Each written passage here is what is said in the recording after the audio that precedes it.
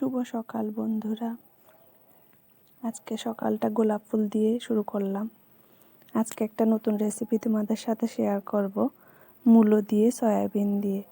মূলোটাকে আগে সিদ্ধ করে রেখে দিলাম, এখন সয়াবিনগুলো সিদ্ধ করে নিচ্ছি। এই যে আমার শ্বশুর মশাইকেও দেখিয়ে দিলাম একটু। এখন সয়াবিনগুলো সিদ্ধ হয়ে গেছে, এগুলোকে আমি এইভাবে ছিঁড়ে ছিঁড়ে নেব। সবগুলোকে এইভাবে সুন্দর করে ছিঁড়ে নেব।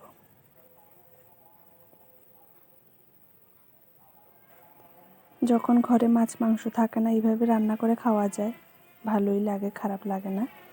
এখন একটু তেল বসিয়ে দিলাম, এর মধ্যে সয়াবিনগুলো দিয়ে একটু নুন দিয়ে আর হলুদ গুঁড়ো, লঙ্কা গুঁড়ো দিয়ে ভালো করে ভেজে নেব।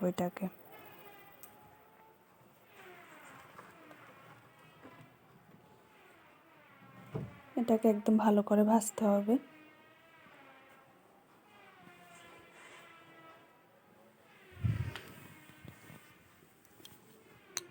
দেখো ভাজা হয়ে গেছে, এখন এটাকে আমি নামিয়ে নিচ্ছি। এরপর আবার তেল বসিয়ে দিলাম, এখন ফোড়নে দেব একটু লঙ্কা, তেজপাতা আর একটু গ্রেট করা আদা দেব। এটাকে ভালো করে ভেজে নেব। এরপরে মূলোগুলো দিয়ে দেব।